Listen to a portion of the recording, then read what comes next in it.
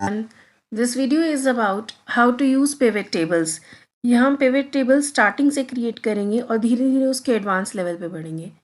यहाँ आप देखेंगे मेरे पास एक सेल्स का डेटा है। मैं इसके ऊपर एक पिवट टेबल बनाऊंगी और फिर उसको विजुअलाइज करके दिखाऊंगी।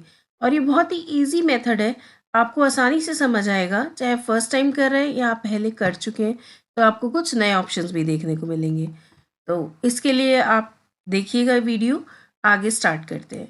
यहाँ मेरे पास ये डेटा है, इसके ऊपर पिवट टेबल बनाने का यूज़ क्या है। सबसे पहले हम पिवट क्यों बनाएंगे इस डेटा के ऊपर। यहाँ आप देख सकते हैं मेरे पास सेल्स डेटा है, जिसमें मेरे पास हर रीजन के हर डिपार्टमेंट की सेल डिटेल्स हैं। और अगर मैं इनकी टोटल रोज देखूं तो यहाँ आप देख सकते हैं इसमें टोटल 300 रिकॉर्ड्स आ रहे हैं। यहाँ से हमें काउंट दिखा रहा है। तो अगर आपके पास 300 रिकॉर्ड्स हैं और आपको रीजन वाइज या डिपार्टमेंट वाइज सेल्स दिखानी है या हाईएस्ट सेल्स दिखानी है, तो आप यहाँ किसी भी तरीके से स्क्रॉल करके नहीं दिखा सकते या बार बार फिल्टर करके नहीं दिखा सकते। नॉर्थ ईस्ट के लिए बहुत सारे रिकॉर्ड्स आएंगे, आप उनको कैसे समराइज करेंगे। या फिर अगर आपको दो डायरेक्शंस को कंपेयर करना हो, ईस्ट और नॉर्थ ईस्ट को, वो भी आप नहीं कर पाएंगे, फिल्टर से मुश्किल होगा। तो इस तरह के कंपैरिजन के लिए, बड़े डेटा को समराइज करने के लिए हम जनरली पिवट टेबल्स यूज़ करते हैं। बहुत ही ईजी मेथड है, आपको आसानी से समझ आएगा। तो इस पर मैं स्टार्ट करती हूँ पिवट बनाना। पिवट टेबल बनाने के लिए सबसे पहले आपको जिस टेबल के ऊपर, जिस डेटा के ऊपर पिवट टेबल बनाना है, आपको उसके अंदर कहीं ना कहीं क्लिक करना होगा सेल में। आपका बाहर क्लिक होगा तो पिवट टेबल नहीं बनेगी ठीक से। मैं यहाँ कहीं भी क्लिक करती हूँ टेबल के अंदर, फिर मैं चाहूँगी इंसर्ट पिवट टेबल। डेटा ऐसे भी सेलेक्ट कर सकते हैं, इसको हम डिलीट करेंगे और यहाँ पे कर्सर रख के कंट्रोल ए, डेटा पूरा सेलेक्ट हो गया। हमें कहाँ बनानी है, न्यू वर्कशीट। अभी मेरे पास इसमें कोई और एक्स्ट्रा वर्कशीट नहीं है, तो मैंने न्यू वर्कशीट लिया। ओके, ये मेरा पिवट का लेआउट है। ये फील्ड्स, ये जो आप पेन देख रहे हैं, ये तब आता है जब आपके पास स्टार्ट टेबल में आप क्लिक करते हैं। यहाँ पे ये मुझे पिवट टेबल बनाने को दे रहा है, डिज़ाइन करने को। अब मैं यहाँ पे सबसे पहले डिसाइड करूँगी अपने डेटा के हिसाब से मुझे कंपैरिजन किसके हिसाब से दिखाना है इन फील्ड्स में। तो सपोज मैंने डिसाइड किया कि मुझे यहाँ पर रीजन वाइज दिखाना है, तो रीजन वाइज मुझे टोटल सेल्स दिखानी है, ठीक है, या क्वांटिटी भी दिखानी है। तो मैंने यहाँ पे जाके किया, जो भी आपको समराइज करना है कॉलम, उसको हम ड्रैग करके रोज में डाल देंगे। जो भी आपको किन वैल्यूज पे समराइज करना है, रीजन वाइज आपको क्या समरी देखनी है, मुझे टोटल समरी देखनी है, कितनी सेल्स हुई टोटल। या फिर आप सब टोटल से पहले सेल प्राइस सब टोटल भी देख सकते हैं, दैट इज विदाउट टैक्स। तो अगर विदाउट टैक्स देखना है तो आप सब टोटल को लेंगे, विद टैक्स देखना है तो टैक्स टोटल वाला लेंगे। मैं यहाँ टोटल एज्यूम करती हूँ, टोटल को मैं वैल्यूज में डालूंगी। तो अब ध्यान से देखेंगे, अगर आपको रीजन वाइज बनाना है तो रीजन को आप रोज में डालेंगे, और टोटल्स का पिवट बनाना है तो उसको वैल्यूज में डालेंगे। एक बार इतना हो गया, अब हम इसको आगे फॉर्मेट करते हैं। ये बेसिक पिवट टेबल बन गई।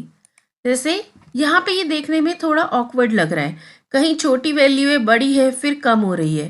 तो यहाँ मैं कर सकती हूँ right click, sort largest to smallest, मतलब ये डिसेंडिंग ऑर्डर में सॉर्ट हो जाएगा। ये देखिए इसका लुक।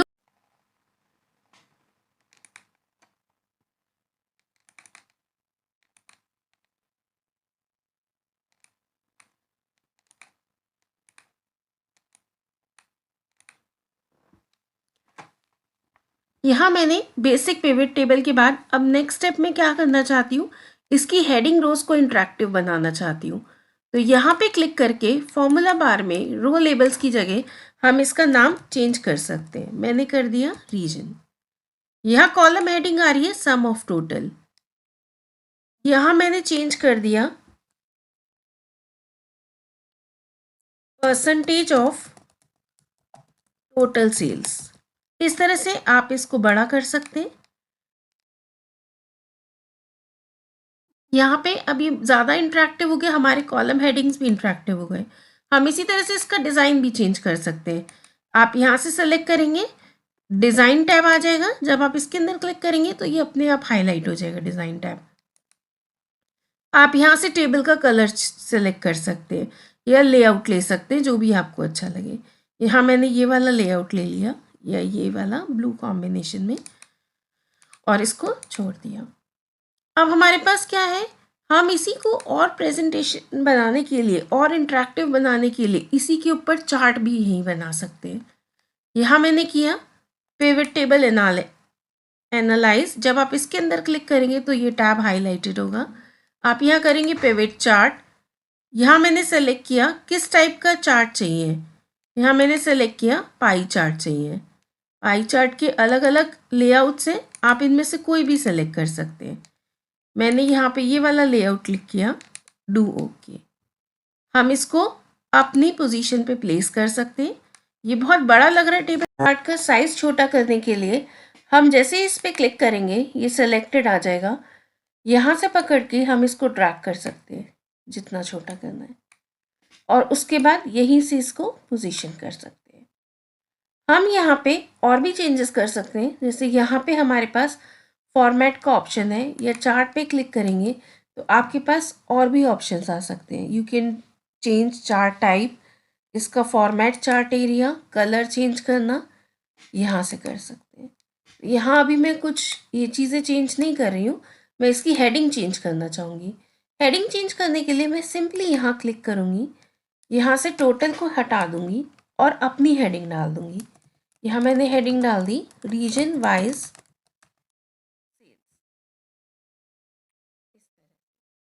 आप इसमें फॉन्ट यहाँ से ले सकते हैं, वर्ड आर्ट स्टाइल, आपको जो भी लेना हो इनमें से कोई भी सेलेक्ट कर सकते हैं।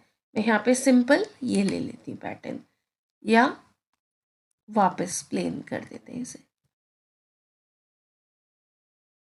इस तरह से हम इसका चार्ट भी बना सकते हैं। अब इसमें एक और बहुत अच्छा ऑप्शन होता है, वो होता है फिल्टर का। उसका यूज़ क्या है, यहाँ पे आप देख सकते हैं आपको रीजन वाइज सेल्स मिल रही है, पर ये पूरे जनवरी मंथ का डेटा है। तो मैं इसको भी सेग्रीगेट करना चाहती हूँ, मैं चाहती ये भी फिल्टर से पता चले कि किस डेट का डेटा है। तो पहले क्या होता था, हम इस तरह के फिल्टर्स यूज़ करते थे, हम ऊपर लगा सकते थे। अब उनसे भी अच्छा तरीका है इंटरेक्टिवली दिखाने का। दो मेथड्स हैं यहाँ पर, मैं आपको दोनों एक एक करके दिखाती हूँ। डेट के लिए स्पेशली दो हैं, बाकी के लिए एक ही है। यहाँ देखते हैं, यहाँ पिवट टेबल एनालाइज में आपके पास दो चीज़ें हैं, इंसर्ट स्लाइजर, इंसर्ट टाइमलाइन। ये दोनों ही स्लाइजर और टाइमलाइन फिल्टर का काम करते हैं। दोनों ही इंटरेक्टिव फिल्टर्स हैं और दोनों ही फिल्टर करते हैं, बट जनरली स्लाइजर हम किसी भी कॉलम टाइप के लिए ले सकते हैं, लेकिन टाइमलाइन बेस्ट सूटेड होता है डेट टाइप के लिए। वो कैसे, मैं आपको दिखाती हूँ। जैसे यहाँ पर यहाँ तो मेरे पास दो ही कॉलम्स हैं, रीजन और टोटल सेल्स। मैंने इंसर्ट स्लाइजर किया। इंसर्ट स्लाइजर में मेरे को एक टोटल चाहिए, डिपार्टमेंट के अकॉर्डिंग भी फिल्टर लगा सकूँ मैं, और दूसरा मुझे चाहिए डेट के अकॉर्डिंग। यहाँ मैंने दो सेलेक्ट किए, डेट एंड डिपार्टमेंट। इसका यूज़ मैं आपको दिखाती हूँ, डू ओके। ये हमारे पास दो स्लाइजर हो गए, हम इनको कहीं भी प्लेस कर सकते हैं अलग अलग। अब इसका यूज़ क्या है, ये वही फिल्टर्स का काम करेंगे, लेकिन ये देखने में उससे बेटर लग रहे हैं। हम इनको कहीं भी मूव करा सकते हैं, इनकी शेप चेंज कर सकते हैं, इनका साइज चेंज कर सकते हैं। ये सारे ऑप्शंस अवेलेबल हैं। मैं इन पूरी शीट को ऐसे एडजस्ट कर सकती हूँ। यहाँ चार्ट लगाया, फिर ये दो फिल्टर्स लगा दिए, विच आर कॉल्ड स्लाइजर्स। हम इनका लेआउट चेंज कर सकते हैं, आगे ऑप्शंस में एक एक करके बताती हूँ। अब इसका यूज़ देखिए, ये पूरे रीजन की सेल है, लेकिन अगर मैं इसमें किसी एक डिपार्टमेंट को सेलेक्ट करूं, जैसे मैंने सेलेक्ट किया मेडिसिन्स, तो ये मुझे मेडिसिन्स के अकॉर्डिंग बता रहा है, मतलब मेडिसिन्स की हर रीजन में कितनी % सेल ज़्यादा है। और जब मैंने यहाँ से डिपार्टमेंट सेलेक्ट किया तो आप देखेंगे चार्ट की वैल्यू भी चेंज होने लगी, चार्ट की प्रेजेंटेशन भी। मैं फिर से करके दिखाती हूँ, ये देखिए, अब की बार मैं मेडिसिन्स की जगह हार्डवेयर लेती हूँ। ये देखिए, यहाँ वैल्यू चेंज हुई, चार्ट भी चेंज हुआ, स्टेशनरी। तो ये यूज है स्लाइजर का, ये फिल्टर की तरह ही काम करता है, बट ये इंटरेक्टिव है, देखने में अच्छा लगता है, यूआई फ्रेंड। स्लाइजर में भी और चेंजेस कर सकते हैं, जैसे आप यहाँ से इसको मल्टी सेलेक्ट ऑन कर सकते हैं। मल्टी सेलेक्ट ऑन करने से आप एक बार में एक से ज़्यादा डिपार्टमेंट सेलेक्ट कर सकते हैं।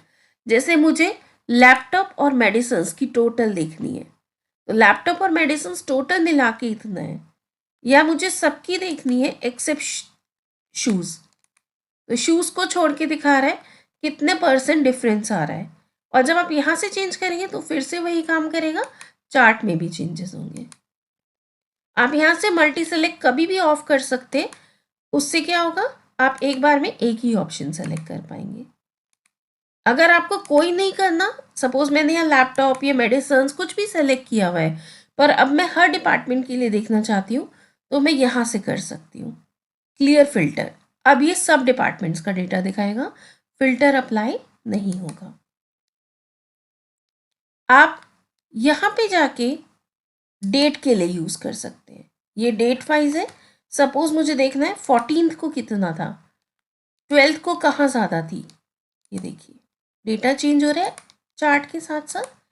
हम इसमें फिर से मल्टी सेलेक्ट कर सकते हैं। मुझे कंटिन्यूशन में 3-4 डेट्स देखनी है या पूरे वीक की देखनी है, तो मैं यहाँ से ले सकती हूँ। मैंने मल्टी सेलेक्ट ऑन किया हुआ है, मैंने बोला मुझे 14 चाहिए, 15 भी चाहिए, 16, 17, 18 इन 5 डेज़ का डेटा, तो मेरे पास इन 5 डेज़ का डेटा आ गया। और फिर से अगर मुझे सारी डेट्स चाहिए, फिल्टर हटाना है, तो मैं स्लाइजर डिलीट नहीं करूँगी, फिल्टर को नहीं हटाऊँगी, सिंपल यहाँ से डेटा क्लियर कर दूँगी। मल्टी सेलेक्ट को आप यहाँ से ऑफ भी कर सकते हैं, आपकी मर्जी है। उसके बाद आप एक ही डेट सेलेक्ट कर सकते हैं, एक से ज़्यादा। इस तरह से अगर आप देखेंगे, हमने रीजन वाइज सेल्स दिखाई, यहीं पे हमने ग्राफिकली भी प्रेजेंट किया, यही हमने 2 स्लाइजर्स भी डाल दिए और उनको इंटरेक्टिव वे में प्रेजेंट किया। इसी तरह से आपका अगर बड़ा डेटा है तो आपको और इजी लगेगा पिवट में रिप्रेजेंट करना, क्योंकि आप और ज़्यादा कॉलम्स के अकॉर्डिंग इनको कैटेगराइज कर सकते हैं। नेक्स्ट है, जब मैंने पिवट बनाया था तब आपको मैंने 2 तरह के फिल्टर्स बताए थे, स्लाइजर और टाइमलाइन। मैं आपको फिर से बताती हूँ, स्लाइजर हम किसी भी तरह के कॉलम के लिए यूज़ कर सकते हैं, but timeline basically date columns के लिए होता है। तो यहाँ पे मैं डेट के लिए टाइमलाइन यूज़ करना चाहूँगी। ये ट्रेडिशनल स्लाइजर सिर्फ डिपार्टमेंट के लिए अच्छा है, तो मैं यहाँ पे जाऊँगी और simple right click and then remove date, तो ये स्लाइजर डिलीट हो जाएगा। अब मुझे यहाँ पे इसकी जगह स्लाइजर की फॉर्म में चाहिए, तो वो ऑप्शंस कैसे आएंगे, जैसे ही मैं पिवट टेबल पे क्लिक करूँगी वो टैब्स हाईलाइट हो जाएंगे।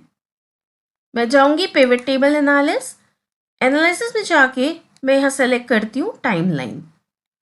टाइमलाइन में हमारा डेट कॉलम एक ही है डेट का, तो हमने ये अपने आप ही आपको डेट कॉलम दिखा। अगर यहाँ दो होते, जैसे डेट ऑफ सेल्स या डेट ऑफ पेमेंट, तो यहाँ पे 2 कॉलम्स दिखाता, बट एक ही कॉलम है हमारे टेबल के अंदर, तो उसने एक ही डेट टाइप दिखाया। ओके किया, ये स्लाइजर बन के आ गया। ये देखिए मैं इनको फिर से एडजस्ट करती हूँ और आपको टाइमलाइन का यूज़ दिखाती हूँ। इसको हम थोड़ा छोटा भी कर सकते हैं। ये देखिए अभी मुझे पूरे ईयर के लिए दिखा रहा है, हम कोई भी मंथ ले सकते हैं, 2013 का, लेकिन मुझे पता है ये मेरी जनवरी की सेल्स है, तो मेरे पास बाकी मंथ्स में तो कोई डेटा ही नहीं मिलेगा। तो मैं यहाँ इसका लेआउट चेंज कर दूंगी। यहाँ जब मैं डेज करूँगी तो ये जो मंथ्स आ रहे हैं जनवरी, मंथ्स की जगह डेज आने लगेंगे, तो मैं यहाँ इसको डेज कर देती हूँ। यहाँ मैं इसको स्टार्ट में ले जाती हूँ, जनवरी 1st मंथ है। यहाँ देखिए अब मैं इसमें से जो भी डेट सेलेक्ट करूँगी ये डेट के अकॉर्डिंग काम करेगा। आप देख रहे हैं चार्ट में भी डेटा चेंज हो रहा है और टेबल में भी। हम कॉन्टिन्यूस भी ले सकते हैं या नॉन कॉन्टिन्यूस भी, जैसे मैंने ये एक साथ सेलेक्ट कर लिया, इस पूरे पीरियड का आ गया। फिर से यहाँ करूँगी तो सारा फिल्टर क्लियर हो जाएगा और ये फुल मंथ के लिए कंप्लीट डेटा का टेबल दिखाएगा। फिर से मैं सेलेक्ट कर सकती हूँ, मेरे को सिर्फ इतना ही चाहिए, सिर्फ इतने के लिए आ गया। एक ही दिन का चाहिए, लाइक दिस। तो ये टाइमलाइन है, ये भी स्लाइजर की तरह काम वही करेगा, सिर्फ ये डेट के लिए यूज़ होता है और ज़्यादा इंटरेक्टिव होता है।